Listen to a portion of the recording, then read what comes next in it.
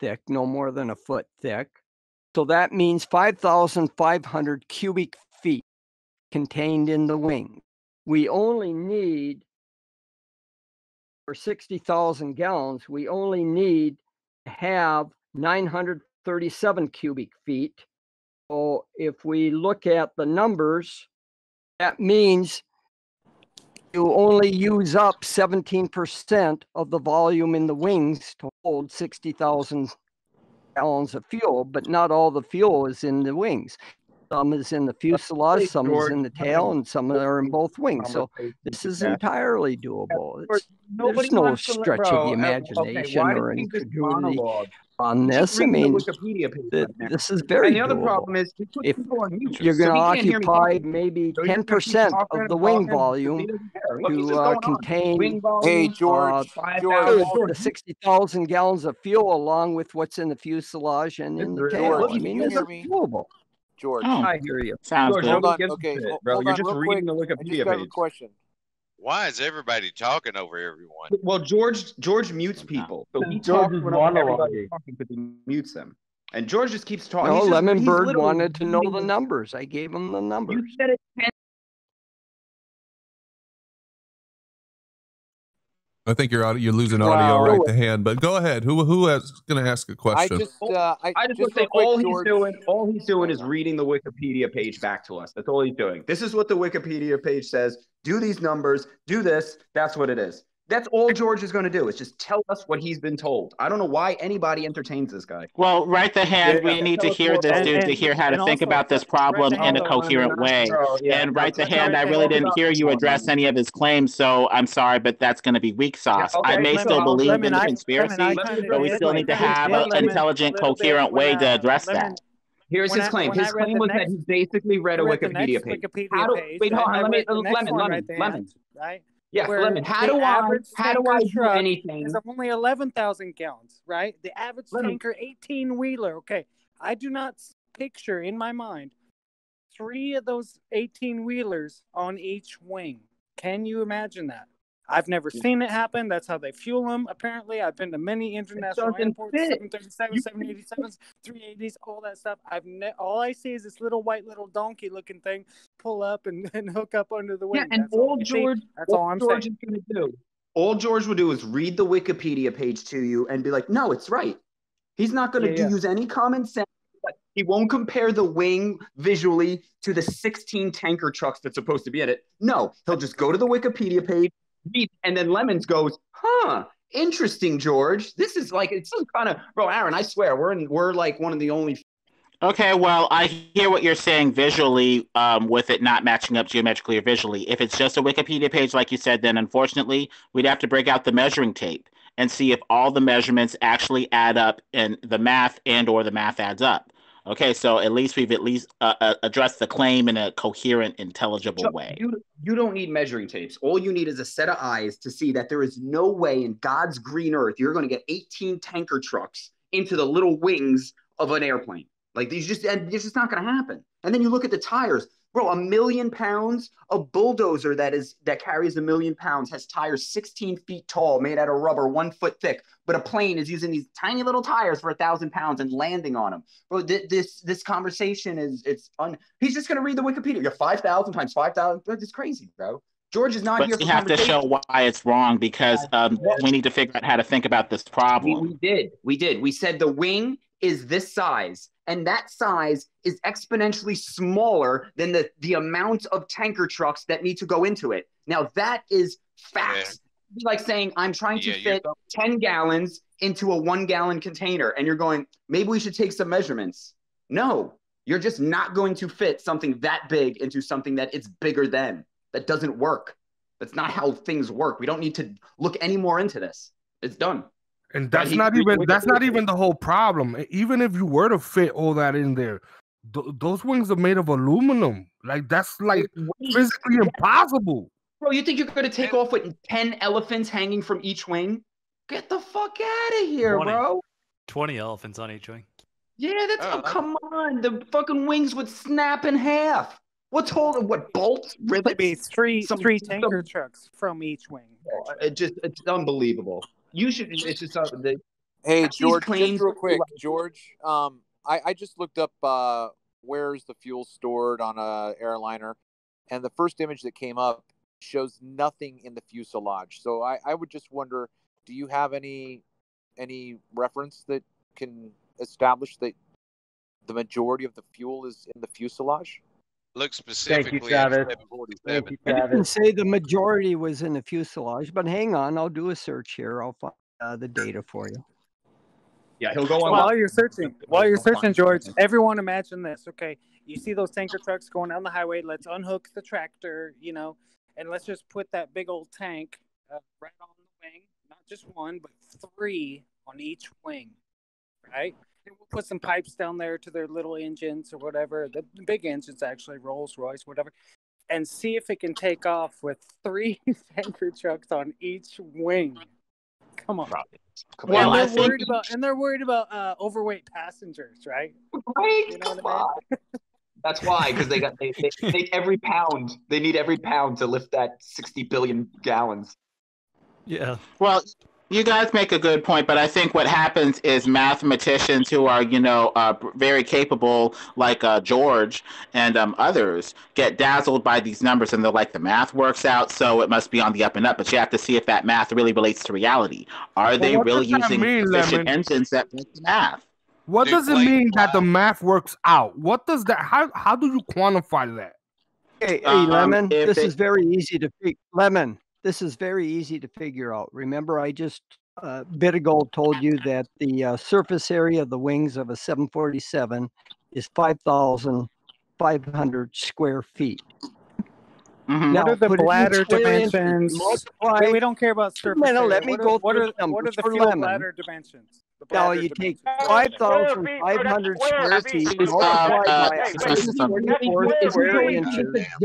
George, you did square foot. 9 times already, So George. that gives you roughly hold on. 800,000 square inches. I'm just trying to say something. Bro, he's literally repeating himself. When the plane is flying, you look at the pressure differential between the top surface and the bottom surface, which is about 2 psi.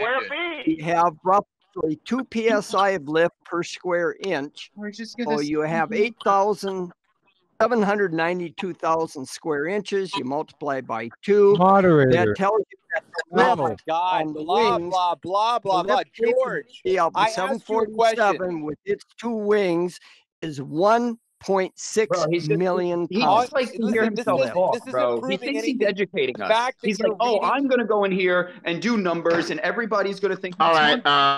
I know George, this is a nightmare for the audience, but I'm trying to hear this. I went ahead and muted right the hand and other doors. Guys, you guys, so many people talking all over each other. So many people. Look, I'm just muting people until I can finally hear whatever he's saying. I'd like to know how to think about this. That's okay with the rest of the panel. We don't need George to keep quick, repeating the Lemon, exact the way you same think thing about it over and is over you look and at over again. What is the surface area of the wing? Guys, you can't talk over right the hand when he's talking. This is the problem with muting people. Then people talk over each other and no one can hear anything. Yeah, well, this is why George is not a good person to be in a conversation. Okay, we know he's not a good person. Fuck it. If he says something stupid, we'll just say, okay, it's stupid. He's not good to have in the conversation because he mutes people and it just makes it. He just starts talking, right? He's just right the hand. Don't want nobody to hear the information. Hold on. Regardless of his ideas, right? He just mutes people he doesn't like and then will continue to talk. So it creates chaos. You could say what you want about it. I don't mute people so that I'm talking when they're talking. I try and keep this conversation so that other people can hear. George doesn't give a shit. He just wants to talk. All right. We skipped final thoughts tonight. It's the after show, guys. All right, that's fine. George, again, Right. I'm not finding any reference to storing in the fuselage. So, can you provide anything with a commercial airliner? If you want to have it be a 747 or a 737, I don't really care. But the stuff that I'm looking at, they're saying and showing with colored diagrams that the fuel is in the wings and then the tail wing. And I posted a picture of that, Travis. Could I in just say, general. not surface area, which is square feet, but cubic feet to hold volume of gasoline, George? Yeah, So he your was talking square about foot, that. 5,000 square foot of surface means squat. It's the volume. And a Square feet protective of barrier, space in that including wing is fire available. barrier, including all Look this at stuff the to protect schematic I posted, passengers and all George, this and you'll shit. see that the surface area you're saying is greatly reduced. And even though there's tank there, there's no way there's 18 trailer trucks of fuel in there. No freaking way. Six trailers. Sorry. How many? Six. It'd be 6 fully loaded 18-wheelers. Even 6. No freaking way. Bro, you couldn't get 2 in there. You couldn't get 2, let alone 6. You couldn't Come even on. take off with 2 of them things sitting Just on look your at the wing. schematic, George. I posted it in general. Check it out. George don't want to know anything. I want him to tell me how the numbers work when he looks at this. Yeah, so surface area. Jimbo, a great point. Yeah, square footage means nothing to cubic volume. Right. You can have all this. It's about what they use a bladder. Maybe not a the wing might be protected itself, not like a bladder like in a Cessna or something. It's not a balloon type thing. But there is a what they call a secured area in the wings. Okay, good. Yes, you have to have that. You don't want vapors going inside the cabin. You want fire protection if the wing falls Aaron, he's off. using the whole surface area. Look at Yeah, the and you schematic I posted. Which and even takes up like space. half of it. Not to mention, like I think they'll Jimbo tell you said, they're all the baffled. hydraulics, all the Yeah. hydraulic lines and everything, all those big hydraulic lines to run the flaps and the wings. How about the engine itself? And all the all gears the and bolts and shit. Bro, all and the the tanks, all the wing supports, all the brackets, everything else. The engines, the landing gear. They will say the tanks. It's like the way he puts it is like it's just the aluminum and the fuel. That's it. Like, come on. George What happened thinks to the everything wing else? itself is like a tank. No. Bro, planes don't use tanks, fuel tanks the car does. They're not completely empty because then the liquid would slosh around. So they're going to say that they're baffled. So you don't even have a full tank. You have this tank that has all these chambers in it to stop the fuel from sloshing around. So it's a clearly complete visible. Think of the Right the hand. structure Look of a at the wing schematic. right You'll see where it's broken up and everything. Check it The out. structure of a wing itself, right? Is Those are separate compartments, right? It's the thing that lifts the passengers. What a minuscule amount of weight that is, right? Just to us compared to the fuel, right? So the wing itself has all this structure, all this. Well, my sister works at Boeing. You can see a cut through of how a wing is designed, and there's massive amounts of lightweight material, but just there's a shitload of volume of it, to make the wing lift the airplane, where we sit, right? So all that shit takes up space. So like you're saying when George was talking about square footage of a fucking wing, man, you got to maybe 1/3 of that. What did he say? 17% is what he said is all you need of the wing to hold all the fuel. And that would take six. How many percent did he say? 70. That's not what it shows here.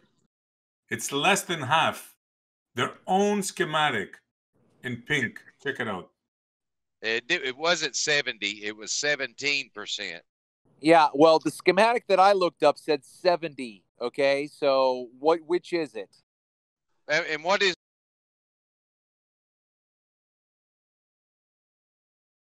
You dropped out. I didn't hear you. What? Yeah, you're dropping out, Howard. Sorry. How do you fit enough reinforcement in those wings to be able to sustain the weight and still have enough room for all that fuel? No way. Look, a third of the wing is hydraulics. When it lands, it extends. Mm-hmm. Right? That's empty space right there. You lost a third of the wing right there. So, Bansal, George is saying that we need 3 18-wheeler tankers. Get rid of the tractor, right? Get rid of the wheels, just them tankers. Yeah. Just put 3 of them on each wing. Mm-hmm. And so that wing's supposed to support that. At That's least, what I'm saying, Aaron. Where's all that But not only reinforcement? that, it's supposed to take off, dude. It's supposed to, And get off they the do. ground. You silly flat earthers just don't understand. And this is Wikipedia based, so we're not Point making out shit the up. bloody obvious, Jay. I Again. fact checked George. He's right. It's 66,000 gallons of fuel for a 747. So I fact checked container trucks, and they're 11,000 gallons. Utter morons. You just simply don't understand. I checked it too. It's 63,032.5 thousand gallons. Now, SE, look up your standard normal tanker truck carrying petrol. So I'll go with you, Aaron. I believe you, bro. It's ridiculous. No, they've worked out some magical way to be able to compress fuel to fit it in there. I just never see these magical trucks pulling up when I'm getting ready to board a 747 or something, That's right? You're looking out because the they're window. covered in fairy dust, Aaron. Come on. Oh, Don't see that sparkly stuff? Has it Super never fast. caught your eye? no, never caught my eye. Maybe the windows are like not actual windows that I'm looking out at, right? It's kind of maybe just it shows me the picture of a 747, but it's not. I'm not actually seeing what's going on out there. It's actually a teleportation device. Yeah. It just teleports you to the, it's like a big ride you're on. You just tilt back and forth a couple times, and then the doors open.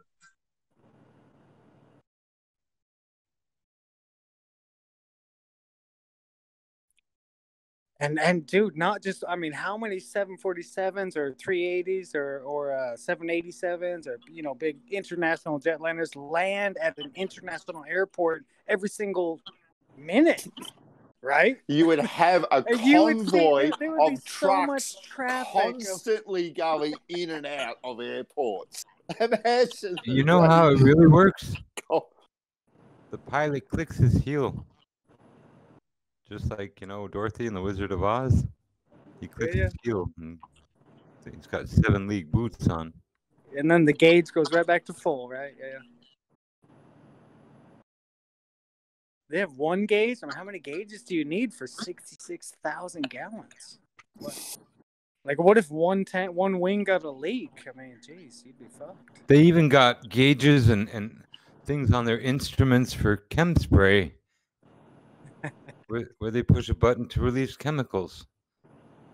I think I'm going to become a Jimbo, tanker that's driver, a conspiracy, dude. Jimbo. This market, That's the a market for it conspiracy. seems huge. You can find it Hey, on how your... long would it take to pump that gas into to a plane, assuming that it was that many gallons? How long you guys figure? Let's say your fastest big ass pump could 3-inch do maybe, hose, what, say. 30 gallons a minute, maybe. Right? That's a shit ton. Let's say 100 gallons a minute, 100. And you're looking at 11,000 gallons. So it'd take how long? 100 gallons a minute. Take over an hour. Over an hour to fuel to pump in the 60,000 You liters? can't blow it in at 100 pounds PSI. You'll That's just kill one truck, somebody. though. blow the wing That's just off. one truck. Yeah. You got 5 more waiting in line. SE. Oh, okay, 5 after that. Okay. So we're talking 5 hours just to refuel the plane at that ridiculous speed. Wow. it's another engineering ballet of perfection. So cut that in half at non-wing blowing PSI. We're talking 10 hours. Wow. Yeah, it makes sense.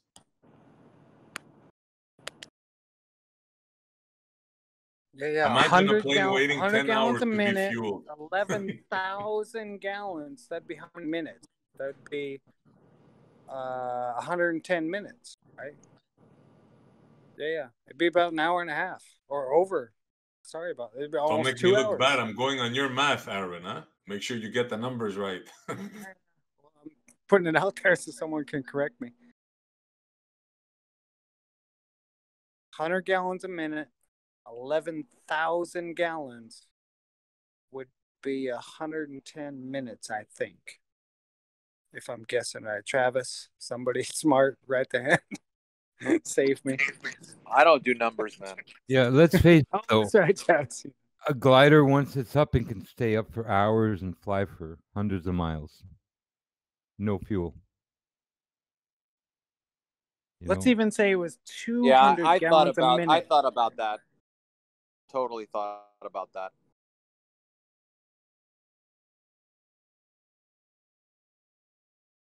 Let's even say they could have a pump truck, which those trucks don't pump.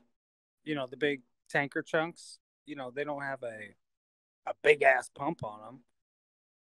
Let's just say they could pump 200 gallons a minute.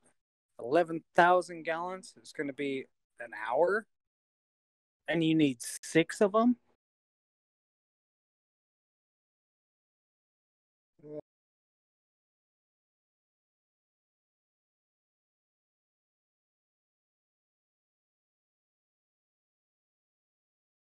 I appreciate George bringing up those numbers because, you know, fact checking these guys sometimes is kind of fun.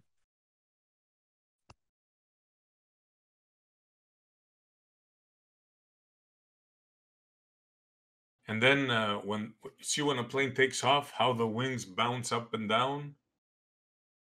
Now imagine a few elephants hanging on. How many elephants did you guys say? And the wings are bouncing. Aren't they going to just snap off with all that weight? Yeah, it's 3 tanker trucks on each side. Fully laden, yeah. Upon takeoff. Yeah, you ought to see them in their test bed when they're testing the structure of those wings. Yeah, they oscillate pretty good. I've seen it. Like I said, my sister works at Boeing, and oh yeah, I guess you have. They oscillate pretty good. However, are they full of fuel when they're doing that test, or are they just doing a structural test to the fuselage to see braking moment? Okay. Well, they'd have to do both, one would presume, if they're testing. Wouldn't you presume that? Yeah, I would. You think they're going to do it full of fuel? Well, before they put people in the plane, you hope they test it. 66,000 gallons of fuel just laid out over the Boeing fucking work plant, right? Yeah, it's ridiculous. I used to be indifferent on this issue and say, wait a minute, running on air. What are these guys talking about, man? Come on. But now when you put the fuel question to the mix, now here we got something solid to work with, right? Whatever it runs on when it's in the air, right? We know there's no way it could be that amount of fuel on those wings. It's physically impossible, right? No, not right. How do you figure? Well, you'd have to have some sort of fuel, wouldn't you, to run the compressors? Yeah, I'm not saying no fuel. I agree there's fuel tanks there. I'm saying the amount of fuel. Yeah, it's just the amount that's in question. Well, Banso, let's go like this. Let's go miles per gallon. So let's say you're at cruising altitude, right? And you go 12,000 miles and you burn roughly 50,000 gallons of fuel, roughly. So you have some for takeoff, some for landing, right? Mm-hmm. So what kind of MPG is that? You only go 12,000 miles, which is halfway around the globe, or their globe, right? And what are you saying? You're burning 50,000. So you get 0.03 MPG? Is that efficient? Well, if that's what they're getting, I'd tell you what, plane tickets are pretty damn cheap, especially at Australian fuel prices. Yeah. Let's just say it's 1-to-1. Let's just say 747s carried 12,000 gallons of fuel and they took off and landed 12,000 miles away. That'd be a 1 mile per gallon ratio, right? 1-to-1. Mm-hmm. Well, apparently they're burning 50,000 gallons for 12,000 miles or whatever, ish, somewhere in there. Which is a quarter of a mile per gallon. Yeah. Thereabouts. 1/4, 1/5, exactly. Maybe a little bit more, maybe a little bit less. So you're getting a 0.2 mile per gallon ratio on air travel. Sounds profitable to me, man. We're in the wrong Hey, business. let's look up real quick. How much does 66,000 gallons of fuel cost? Let's do that. Let's say $1 a gallon is $66,000, right? Airplane holds 200 people at $100 each. You're looking at what? 20,000? That's it? Yeah, that's not where 20,000 they make their money though. They don't make their money off the people. They make their money off the cargo. Aaron, they don't make money off the people. Depending on the airline, but yeah. Everything's not adding up for what they say though with the fuel. Avgas, I think AV is more expensive. I'm not sure. Kerosene, no, it might be cheaper actually. Cheaper than our regular, our diesel, all that shit. It might be cheaper. Don't forget all the government subsidies you get to subsidize that fuel. Oh, you mean taxpayer subsidies? Of course. What else would I make?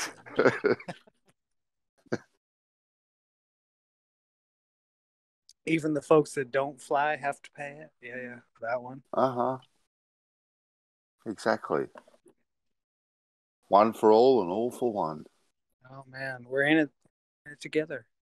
We are.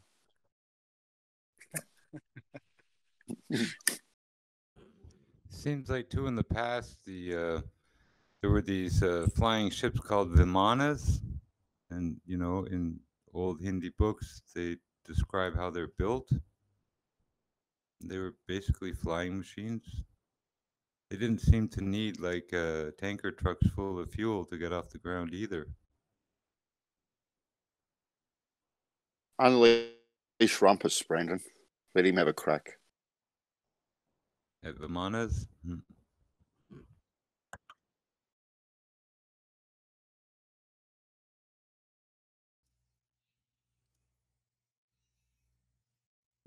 No, but like I said, even the Formula Ones, they claim there's over 50 gallons of fuel in them.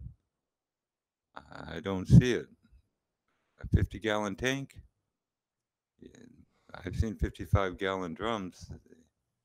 I couldn't fit that much fuel in a Formula One with the motor where it is, the engine, support for the seat and the driver. There's room for, maybe a half dozen or a dozen 2-liter bottles. There's not much room. This one makes perfect sense to me, this conspiracy theory. Here's why. If they had developed an engine that they could go long distances with and didn't need refueling, that's a huge logistical advantage in warfare. Hell yeah. And if you could, say, convert and ionize water and other stuff in the air itself into a fuel, because they say they're getting 80% from pre-compression and compression that they're adding in, and not even from the fuel or the actual jet propulsion. Well, they're getting energy from something. It's not just air being compressed and then expanded out an orifice farther back. The physics don't add up that way. The power, momentum used, the compression, the energy needed to compress the air, it has to be being ionized, something in it, like turned into, what do you call it there? Stuff people breathe, laughing gas, like nitrous oxide, and What do you mean ionized? What do you mean ionized? What is that? Well, when water gets treated, or so-called molecules of water get I wasn't statically asking about water. stuff, they What do you mean dissociate, and then they can become explosive again as a gas. But what do you mean ionized? What do you mean? Who is this? Patient Phase Zero. one. Yeah, patient zero, phase one. Yeah. Quit fudging the fucking picture, and I'm gonna shut the fuck up now. And you can take over and ask what fucking ionization is. Thank you. I was just asking, what do you think ionization is? I don't fucking care. Oh, okay. Well, yeah, I heard you talking about it. I don't know what it is. I was just asking. Maybe you had some. So why would I teach me? know? But apparently, find out what it is, dumbass. Okay, as long as you know. Fucking troll every fucking time there's a show or an after show. I say fuck you. Go play with it in the traffic. I'm done. Was just wondering. Have you guys ever watched this channel, Jones Sanoge? He's got a lot of stuff about the jet fuel hoax, and he also talks about F1 vehicles and other stuff too. There's some pretty interesting stuff on here. Yeah. You got a link? Yeah. I'll drop it in general. They say F1 cars have about 110 kilograms of fuel on board. What does? Oh, the Formula One cars? Yeah, Formula One, about 110 kilos. How many gallons is that? Oh, I don't know. Brandon, you realize 25. that his name is 25, the same. If you read it backwards and forwards, like we was discussing earlier, of the guy that you just recommended. Well, that's a weird coincidence, isn't it? I don't think there's no such thing, man. Wonder if I can get this guy to come on the show. I'm gonna message him.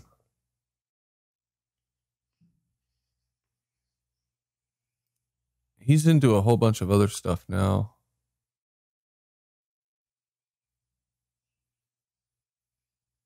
Something to do with cubes. I have no idea what it is. They're the weirdest shape, the F1 fuel tanks. The drivers sit on top of them. It looks like it's part of the seat. Maybe the cubes are tetrahedron type of research. It's the basic structure of, supposed matter and stuff, carbon-based. A lot of carbon chemistry is under volumes called tetrahedron letters, because carbon itself is a tetrahedron. Jim Carrey's kind of hooked on tetrahedrons and dimensionality too. Jim Carrey, the actor? Yep. Huh. He says we live in a tetrahedron life of sorts. So he got some concepts going.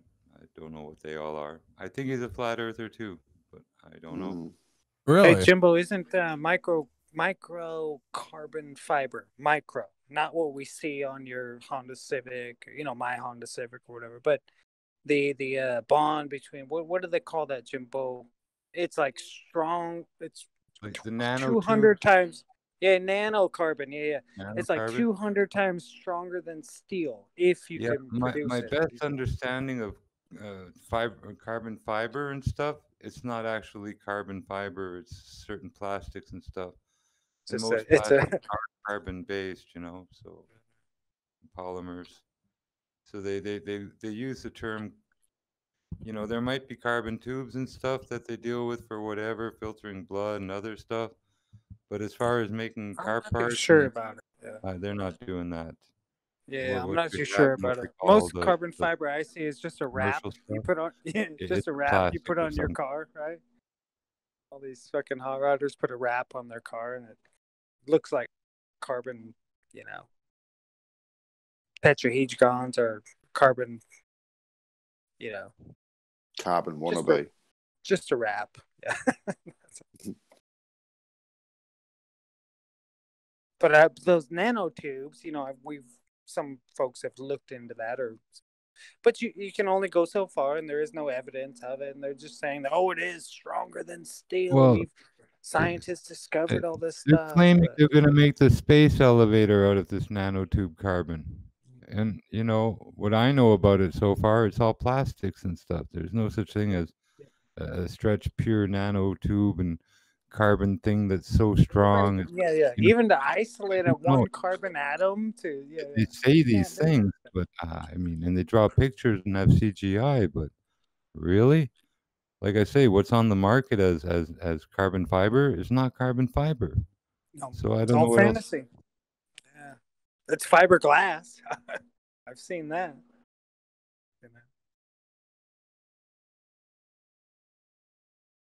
But it's all fantasy, man. Which is funny. I've never seen titanium in a lab. Ever. I'm 56 now. I buy titanium bits, right? They sell them to me. Milwaukee. Oh, titanium bits. Can go through anything. First drill. it works pretty good. Second drill, done. Right? Just like smoking wood. You know, my hammer bit through concrete, just smoking. Doesn't I even like cut. carbide bits. Like, what Good the old fuck? carbide. I know. It's all just a sales tactic, right? Is what I'm saying. You know. You pay top dollar for those ones, Aaron, too, don't you? Yeah. Thinking that I won't have to buy one for, you know, the next 6 months.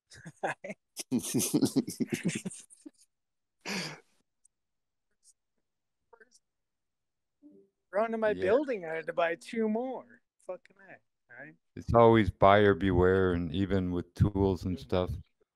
You know, some stuff like here we got Mastercraft. If you break your wrench, don't matter if you have it for 20 years, they'll replace it free.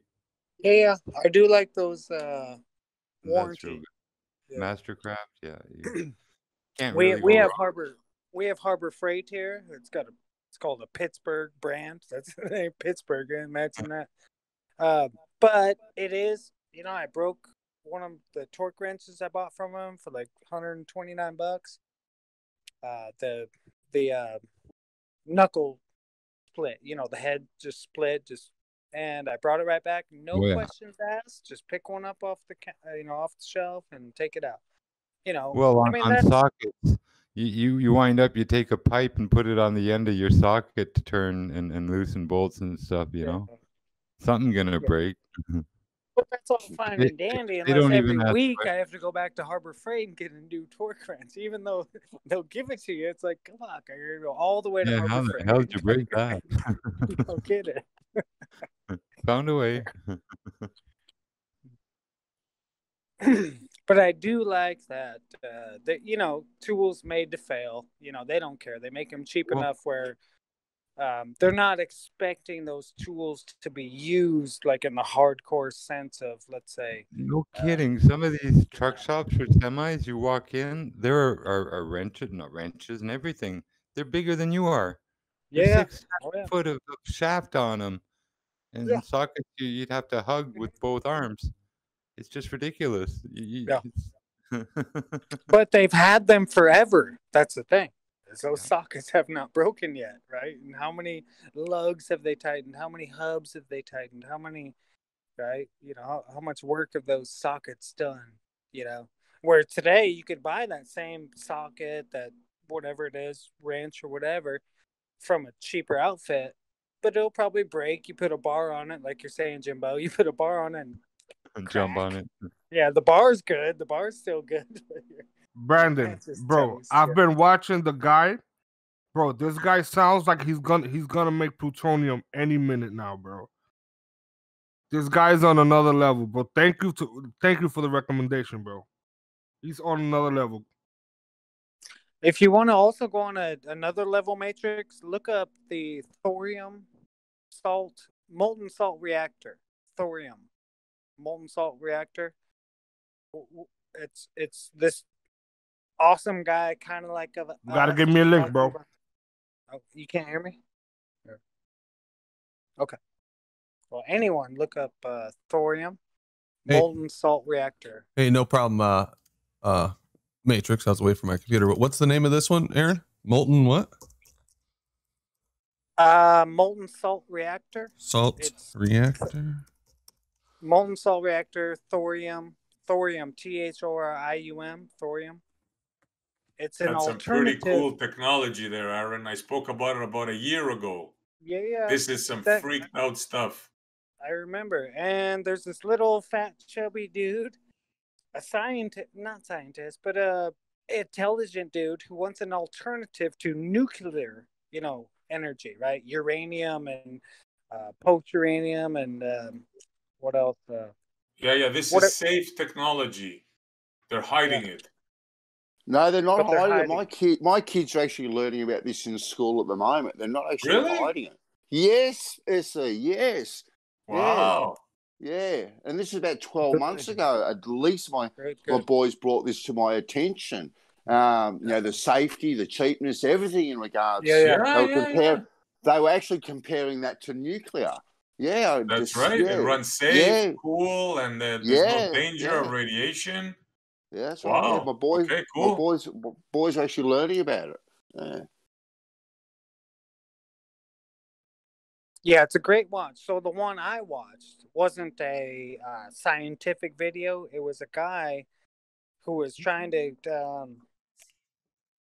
It was what's that nuclear plant over there in Nashville or somewhere in there? What's it called? Oh, you guys wouldn't know, I guess. You're not from here, but um, um.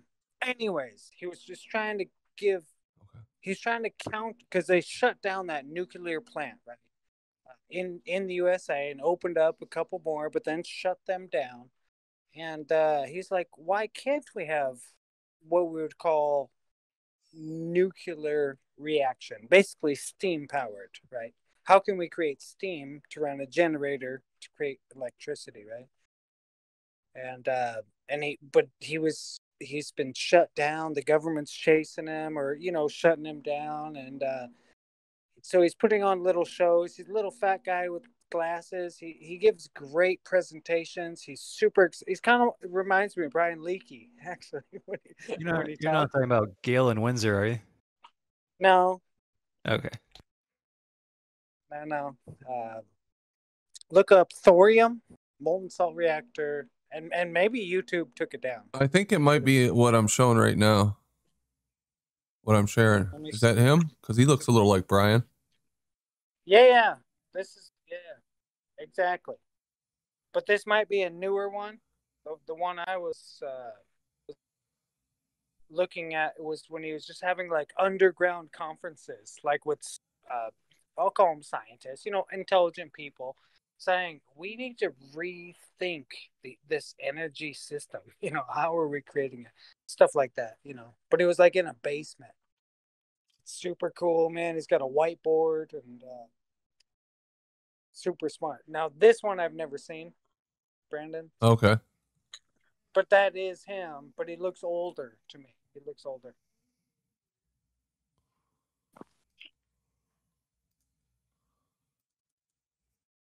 Kind of talks like Lemon Bird, just going like super fast. I mean, not weird like Lemon Bird, but just knows what he's talking about and doesn't give a fuck and just puts it out there like that.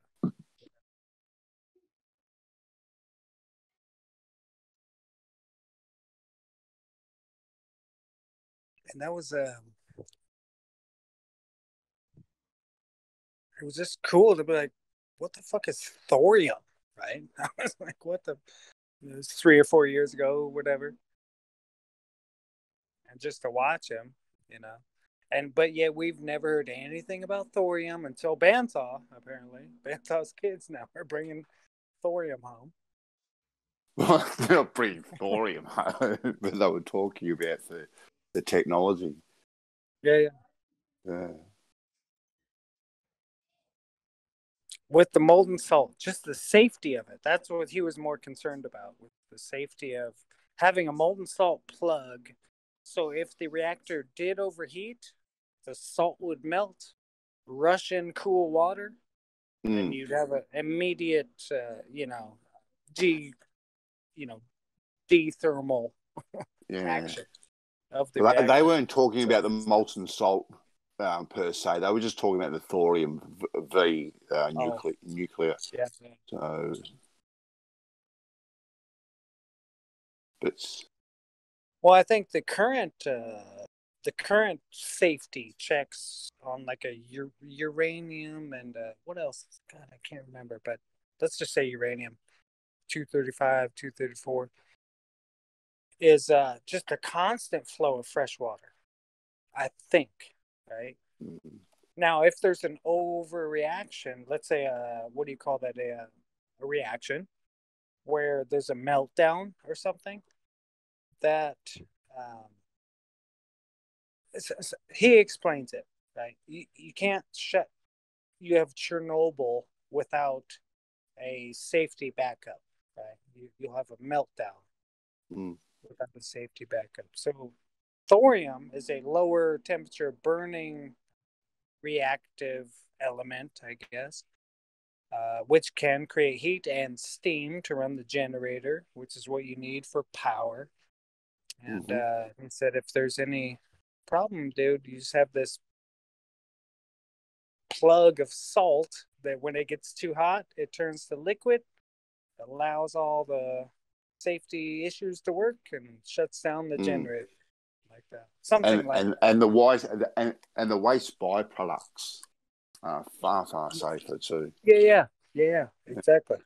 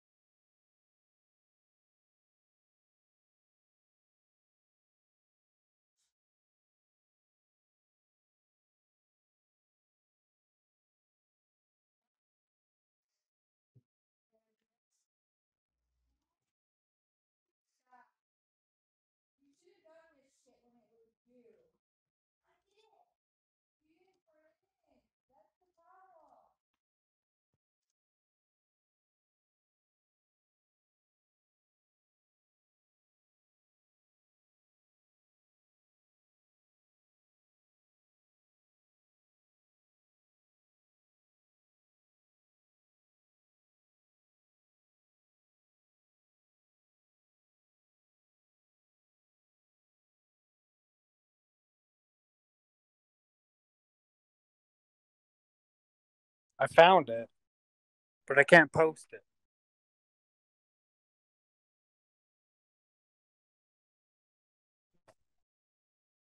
I mean, you can't post it. Just copy it and post it.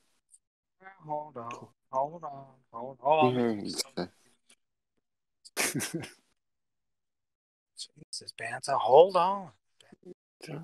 Nearly there. You make me nervous. All right, copy, look up, share, search. I go share. I go Discord, and it says post with a preview. Is that how it normally works? To Ranty's Flutter server. Okay. No, So it's going to be Thorium. THORIUM. Okay. You're telling the story, Jack. Let me see if you got it, dude. I don't know. Oh, I hear it. It's copy. God damn it. Yeah, damn. Fuck off. Fucking asshole.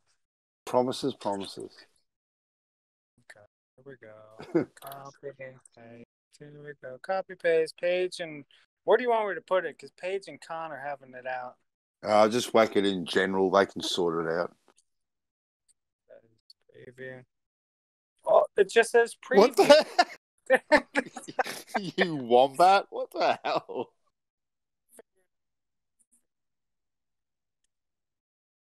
Fucking hell. I'll get it. There we go. That Hold on. one. Nearly there. Getting there.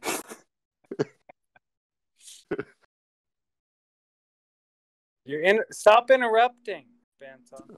Okay, I'm nearly there. Hold on. You're interrupting. Okay. Just so you know. I know now. What are y'all doing? Practicing? Yeah.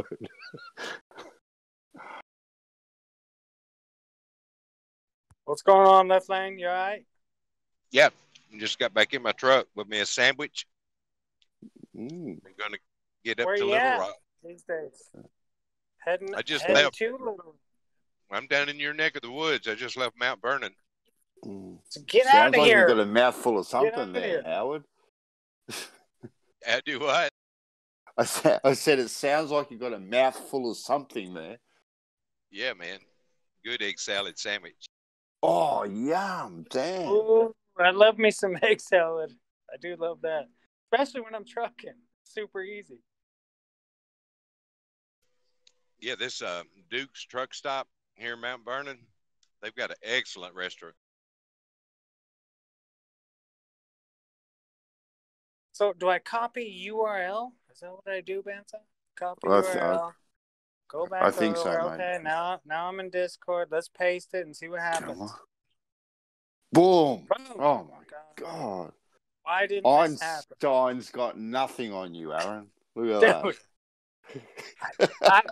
I patted myself on the back for that one a little bit, you know? And I wouldn't mind a rub from you, maybe in the future. Okay. Come on down. Anyways, Don't be bashful. check this bean boy out. He looks like a bean. He's not shaped. He's not shaped very well. But he looks like a salt plug for a thorium reactor.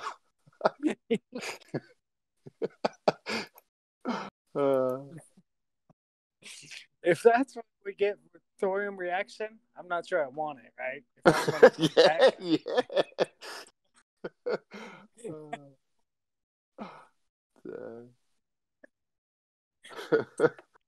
Anyways.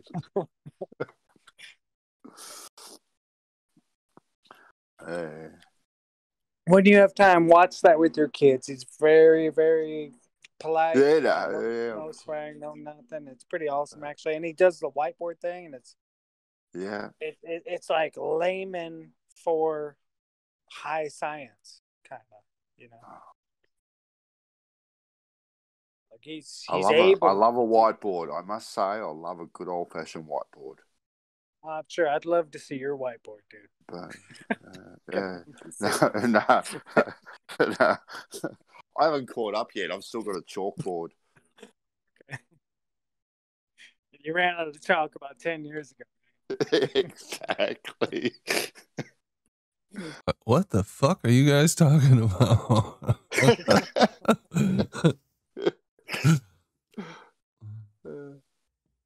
Normal after show, me and Bands just having jazz. Exactly. Right. Well, someone's got to keep it going. Should just rename the after show Bandsaw and Aaron. The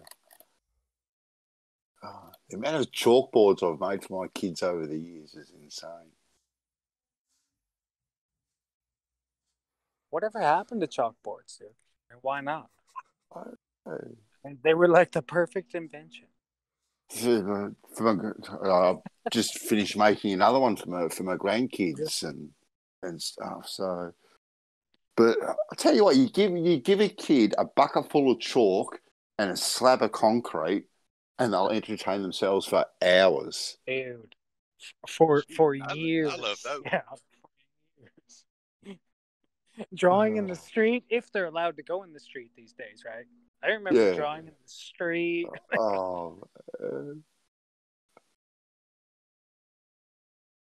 Now you can't even draw on the sidewalk. Keep it on your driveway. You're okay. Hey, you might be okay. You know, as long as you're within the median or the easement of the police foot. Yeah. All the concrete pathways around my house and all that sort of stuff would just be covered in this and that. It used to be so cool just walking around. Your whole property's covered in concrete. Just to piss off the police and the helicopters. Like, fuck, he can't do that. It's too much chalk. God, and you get down and I join in with them and you draw all over the place and you just get right in the moment and then you just stand up and you've got chalk from arsehole to breakfast all over you, dusting it off and stuff. But it's, the entertainment, hours and hours of entertainment. It's way better than a whiteboard, right? So chalkboard went to whiteboard, where we learned that in school or whatever. But you can't make a backyard out of whiteboard, and even if you did, it's weird. It's just weird. God, it'd be bloody white, wouldn't it? Imagine your backyard is full of whiteboards. Imagine the eraser, right? At least you can just take a hose, right? You can stand back there Chevrolet with a hose. Oh, that's right. Wait for a sun shower. Wait for a sun shower. Boom. Wait for a rocky sunshine. Which I have seen. He's right. Yeah. Mm-hmm.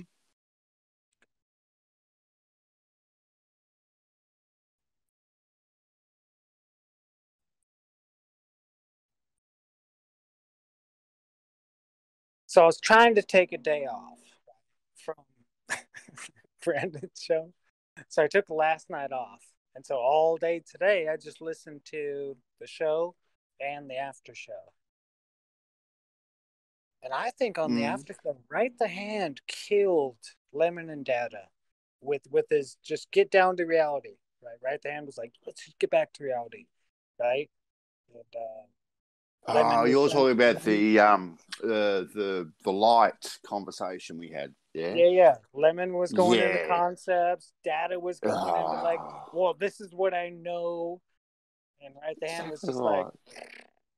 Exactly right. Yeah, and it was you and FE also. Man, well, they got this concept that the light bounces off everything and bounces into our eyeball. Well, the only way we can see the tree is because the light has bounced off it and bounced into our eyeball. Yeah. Yeah. You guys shut down, and I don't mean it in a bad way. Data, if you're listening, or Lemon, if you're listening, right? But you couldn't answer a couple very simple questions. Very, very simple. Well, very, very simple. Now, I'm not saying light doesn't reflect off surfaces, Aaron. Right? Not saying that, right? Yeah. But to say that I see something because the light has hit it, no matter how far away it is, and that light has travelled all the way to my eyeball, right? Mm-hmm. So that little spectrum of light makes up part of that tree. You got all those together, and then they're all hitting my eyeball, so I can see it. Yeah, nah.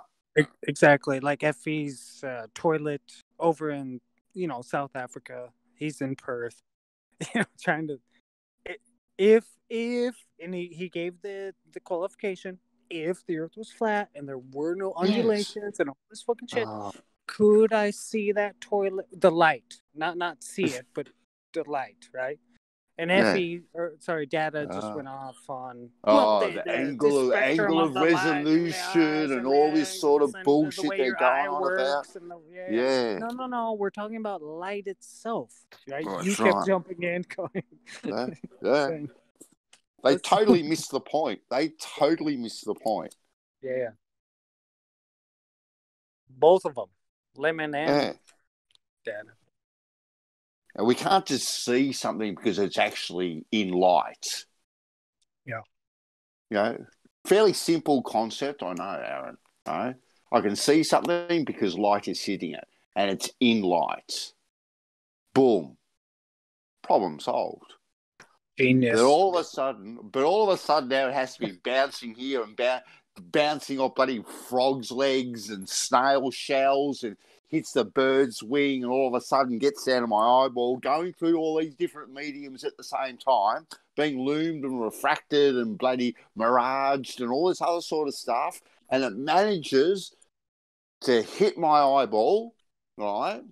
So that you get reality. Spot on. Boom.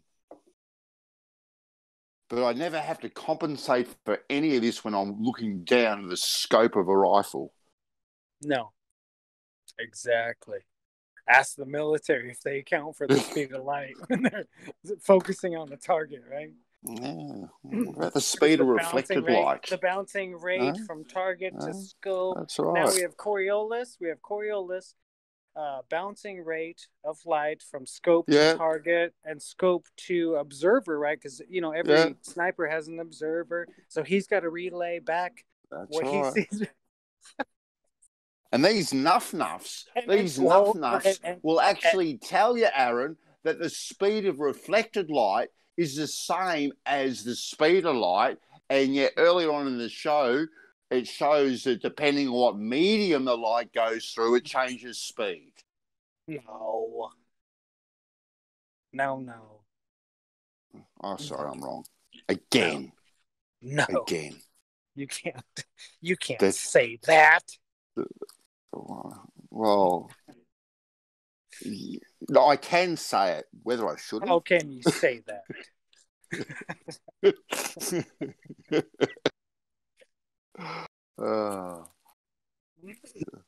Like it is so out there that this is a fact. The speed of reflected light bouncing off a snail shell is exactly the same as the speed of light.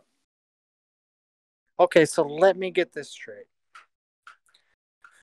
Let's say I am somebody who deals with light itself for a particular purpose, such as a sniper, not a photographer, right? Just taking a photograph. I mean, you have a purpose, but you're not actually, you're not trying to kill some terrorist or alleged terrorist far away, right? So he's looking through this fucking scope, and he has to double check with his observer who's sitting right next to him, right? Who's checking wind speed over the 1,000 yards, right? Or 2,000 yards. Yeah, he's checking wind speed, of course, all the way across the 2,000 yards. He's checking Coriolis, Earth turn. Oh, naturally. He's checking target movement, because the target's moving. Yeah, target movement. He's also checking north, south, latitude, east, west, because, bullet drop, due to global Coriolis could also affect that. And then he's also checking light reflection, just to make sure that the target is not a mirage, right? So he has to double check that. And then when he says pull the trigger and he shoots, fires, and kills the guy, it's all on the sniper, right? The sniper just scoped in and just did it himself, right? That's right. And when they miss, they blame it on looming. Yeah. Damn it. Too much curvature. Damn that looming. I didn't account for that. You forgot to add the looming in there.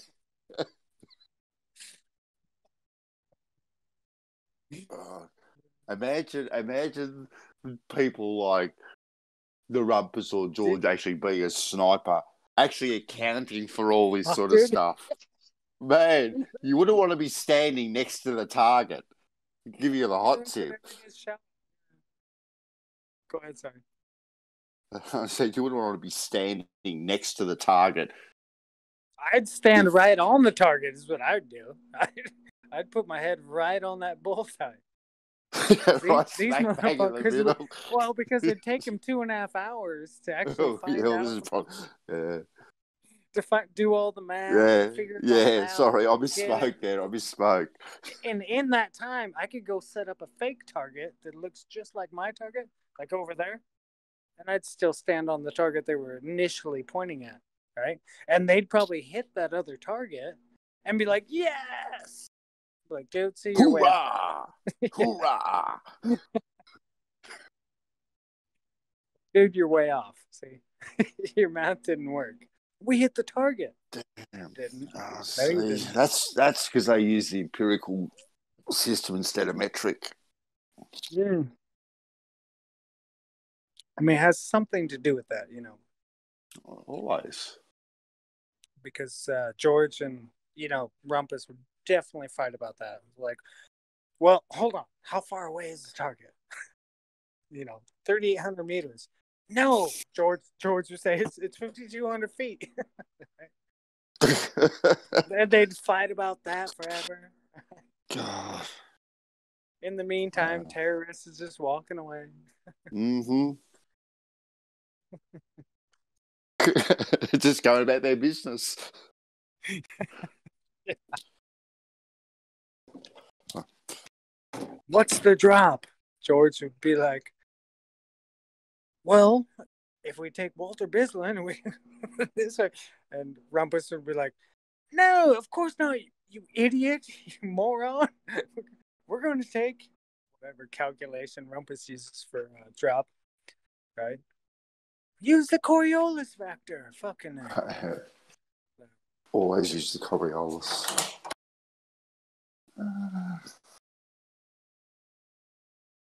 Yeah, that's just a glue, mate.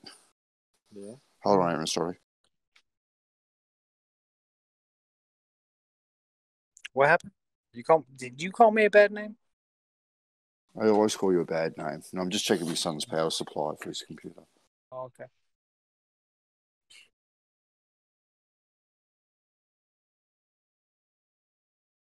Because in the old power supply, yeah, I'll show you.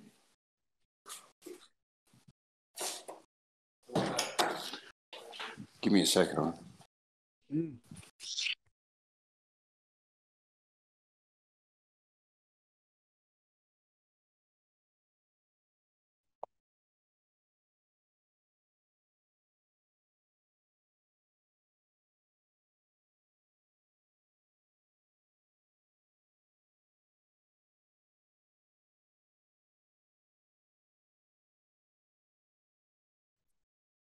So Brandon, when you were serving, did you know any snipers, or at least long shot fellows, mates, brothers, whatever?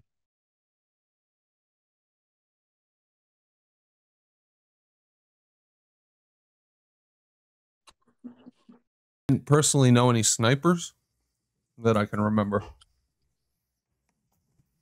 Oh, what was the longest distance they taught you to shoot? Weren't you, or did you go through, Oh yeah, rifle training and all that shit, right?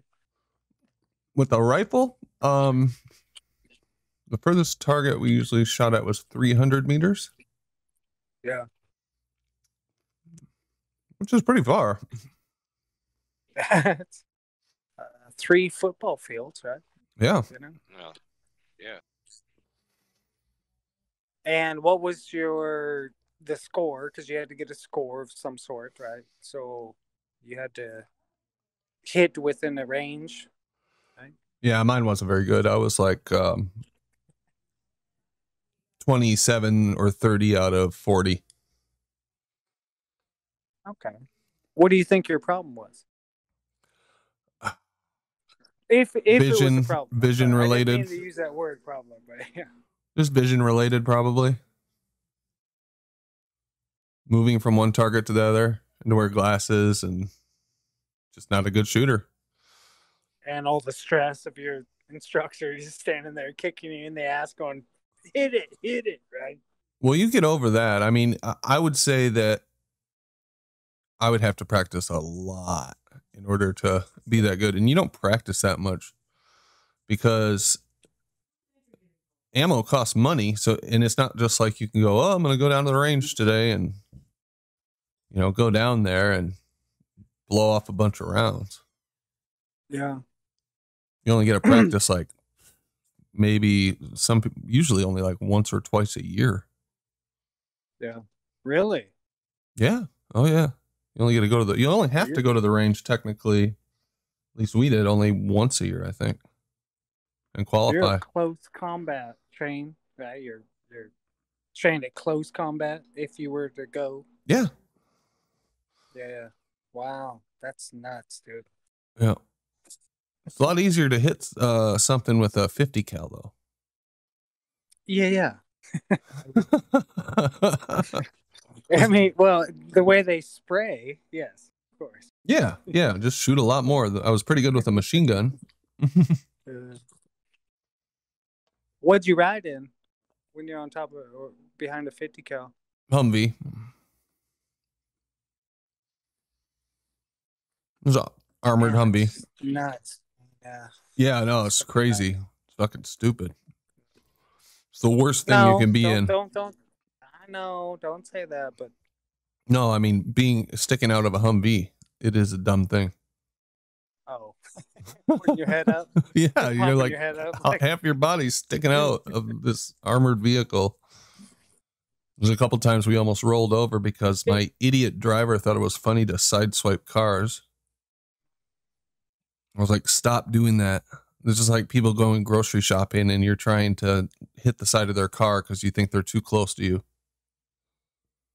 What did you, when you were overseas, what was the closest encounter you had, let's say with IEDs, local terrorist shots, or anything directed at your unit, or, you know, was there anything you want to share? If you don't want to share it, no big deal. That's fine. Yeah, we got shot at all the time.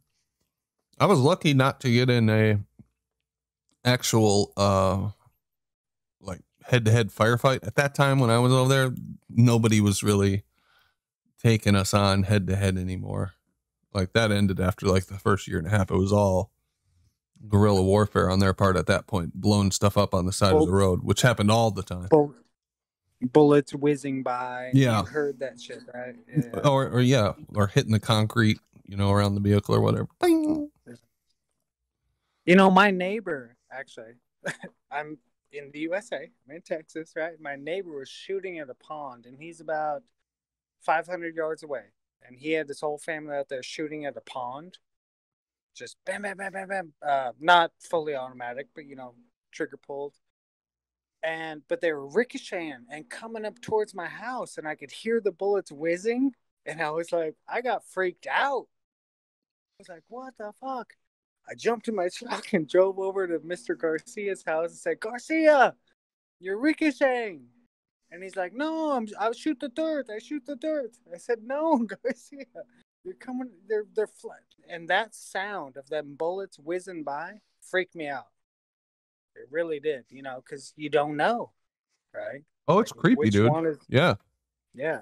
Got a piece of metal whizzing by, you know, who knows if it's going to hit you. You have no control over it at all. It makes the weirdest sound. And I was just like, holy shit. Mm-hmm. Boom. And that could just end up in your head, or, you know, just whatever. It's just on accident in my situation, right? On accident. He didn't mean to be, you know, ricocheting bullets. But, you know, I was like, right. My head down, driving over to his house, like, Garcia, you're fucking ricocheting. Stop it. But I can't imagine him actually shooting at me, right? So you were in a situation where they're actually shooting at you or towards you, or, you know, you were the target, let's say, or. Yeah, it's pretty creepy. Wild. But never anything too bad for my squad. Some of the other squads didn't get so lucky. You know, they got hit by IEDs and snipers and shit, but we got pretty lucky. Yeah. Well, thank God you're here, and hopefully most of your boys are home, or friends you know are home. And oh yeah. Most of them.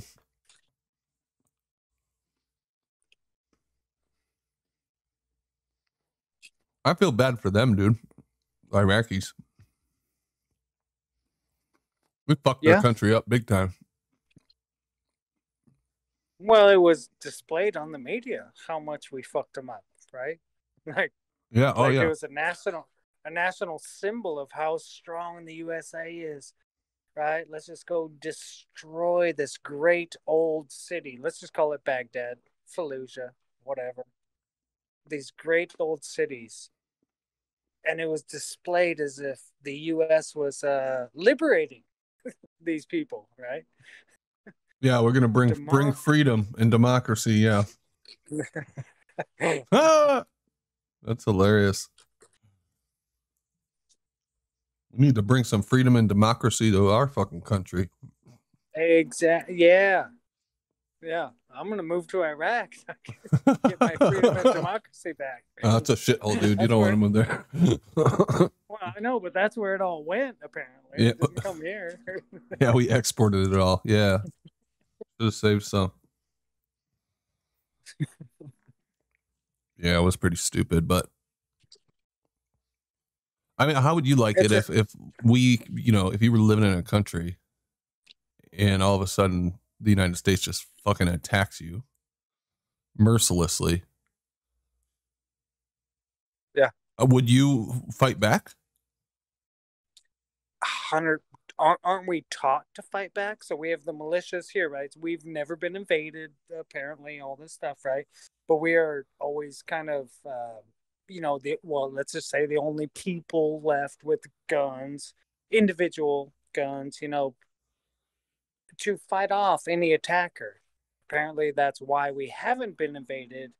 But imagine if you didn't have guns, right? And you were just invaded by some random army. Random. Right? They don't watch American TV. They never watch Friends. They don't give a fuck about American news, right? All of a sudden, these soldiers with helmets and fully decked out gear are like invading your house. Holy shit, right? Yeah. It would be like a foreign alien invasion, kind of, wouldn't it? Oh yeah, it'd be totally fucked up. Yeah. I would probably want to, join the resistance or whatever. People here would join a resistance. You have to fight back. Yeah. You're just eating dinner, and then all of a sudden this Humvee crashes through your back door. And guns are pointed, lasers, lights are pointed at you. Get down, And for what? What's the point? It's eating dinner, right? Right.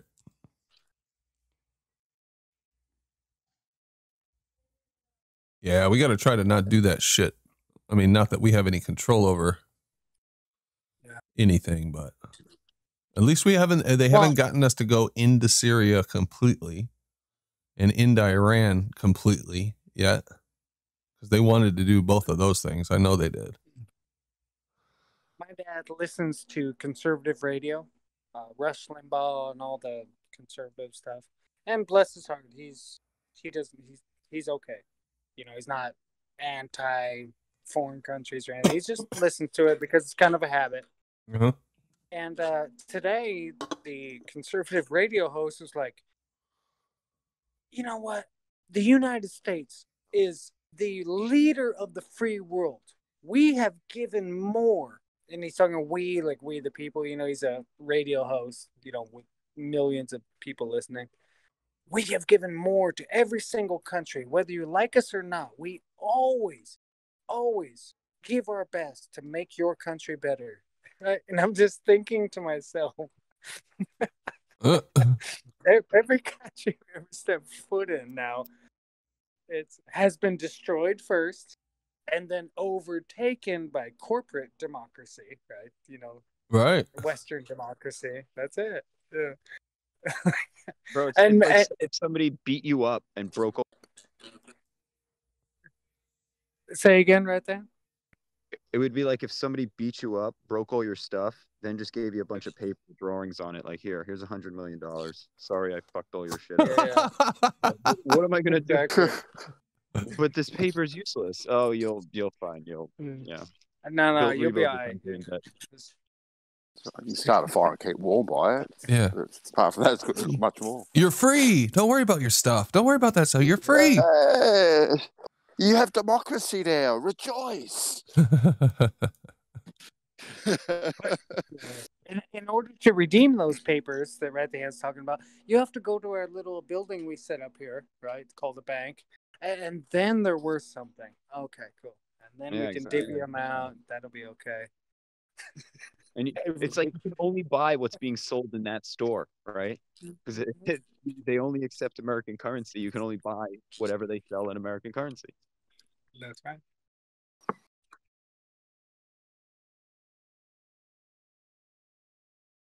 Have you all heard about that new 14 partner ASEAN? I think I brought it up the other night on Gems. It excludes the United States. It excludes India. It excludes Japan's in there, I think.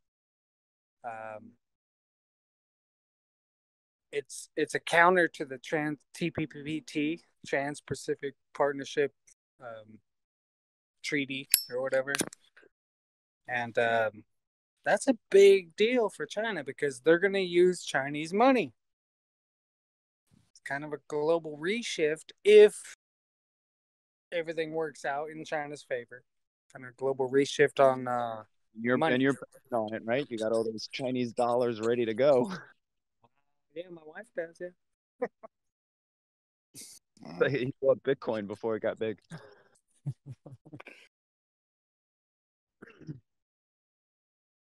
To like $3,000 or $3,500 at the height of like the coronavirus scare the first time around.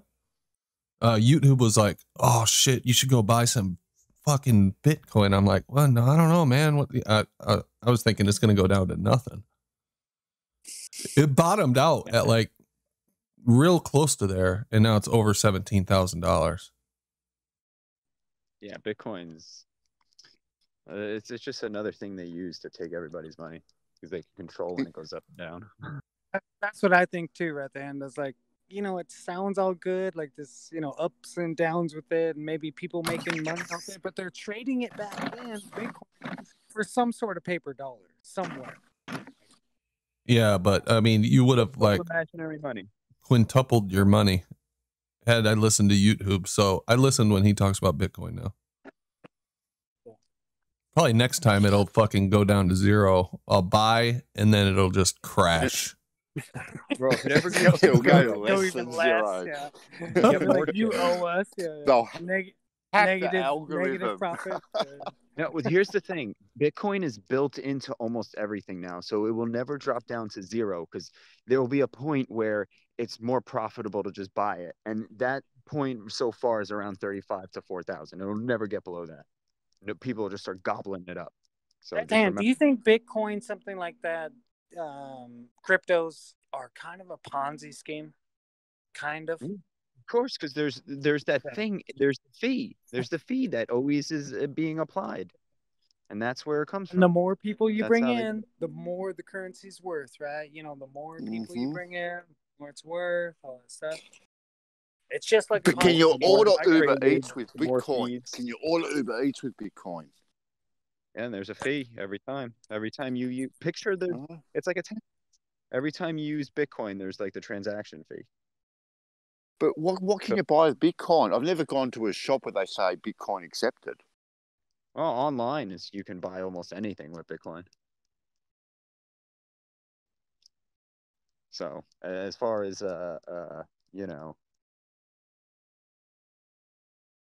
So it's basically just a tool. It's basically just a tool just to get everyone to do everything online and to eventually get rid of all paper currency. Pretty much. Knowing that most folks are independent-minded, right? So we won't do like China does, where it's like, oh, put all your money on your phone, and all of them are just like, okay, boom, Alipay and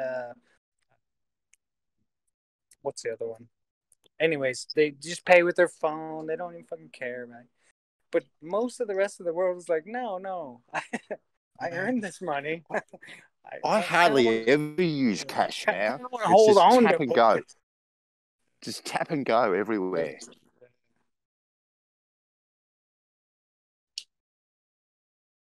too much of an inconvenience. You've got to carry a bloody wallet around. If Bitcoin, and I've never looked into it, if Bitcoin does have a service fee every time you use it, then it's not a free currency. It's not freedom. Every time, right?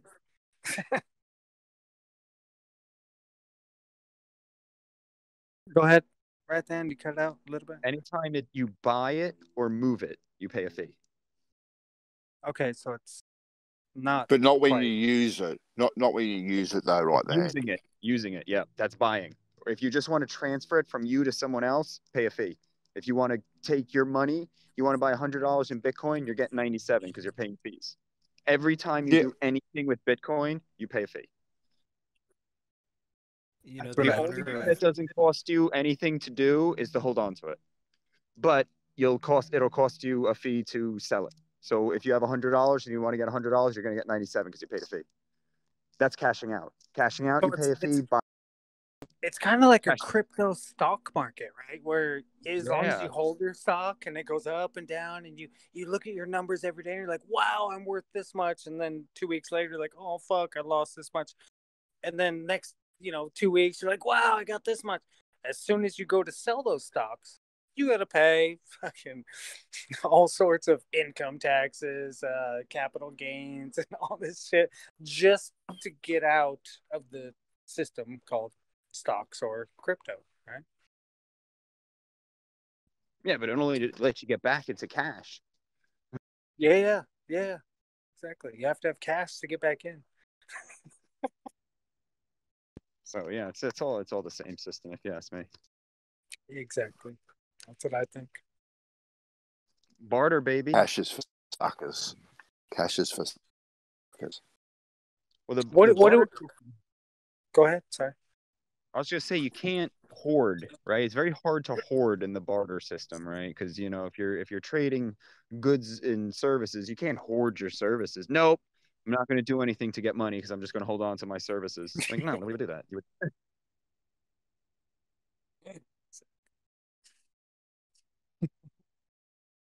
Farmers are like, nope, I'm not gonna farm because I'm just I'm not getting. Yeah, I'll sit on the corn and it'll go bad and then it'll be worth nothing. So. What do we Bitcoin? Set up all cards and farm your Bitcoin. What do we think about all this talk about the dollar going digital? Whatever they change, maybe to a one world currency. That's an extreme, but like a multi-country currency, but digital, right? They're talking about this. What do you mean if, Aaron? What do you mean if? That's what I was going to say. Of course, it's not if. They're already starting to do it. Matter of time. When is this? Okay, but cash still exists though. Right? I get paid in cash. From 5 to 10 for a little bit at least. It's gonna be quite a bit to transition all the cash going on right now. They got to. Dude, think about stuff is still being paid. Well, just. I don't know. Think about it might be quicker than what you think. Right, the hand. They locked down the whole world with coronavirus overnight. Yeah, in 6 months. Yeah, it could happen. Yeah. Think about big ass companies. Let's say Fortune 500s. Let's say Boeing or something, Microsoft, whatever, sitting on trillions of dollars of what they call stocks. Just paper. But they trust that paper could be turned into cash. They don't want paper to be turned into, oh well, here's your credit, right? Who's gonna, what entity is gonna say, okay, Microsoft, here's how much you get because we say we're changing your value from your stock. It's not going back to paper now, so you don't get dollars. You can't pay off your investors, right? We're gonna change it into digital credit. What if you get paid in social credit, right? Like your social score, right? So you walk in and like you're just if you're a good person, they'll sell you things if you got a good social score. Yeah, you got 100 on you. 100 above your head, just hovering above your head, right? Digital 100. Like, I helped an old lady across the street, dude. I got 2 points, bro. Yeah, and everything will be monitored, right? So, if you do something like that, it'll, if you curse, it'll cost you 5 social credits, right? Which is basically just a money fine. Right? So it's how many you can't put a reward and like giving people an object for what do in too many different capacities, right? It'll be money, it'll be Bitcoin, it'll be fees. Even though they're trying all that with their credit scores. We've had that for 25 years now, the credit score with the credit card, based upon use and based upon payment, who's good, who's bad, but they've corrupted that too. I've made all my payments, but they say, oh, you missed a payment, now my credit score is bad and all this. I'm like, what the fuck, dude? Bro, I paid back I got a car, paid it back in a year when I sold it, my credit went up like 180 points. So all I did was just get a car and sell it and pay off the loan. Yeah, there you go. Exactly. See, massive dude, you're a good guy. Your social credit. I was a scumbag. I just socially, right? The hand. You must be like front and center. You should be able to go out into public and speak to anybody right now because your social credit score. Yeah, I should be able to just walk into Walmart and fill up my cart and walk out. I need all this stuff later.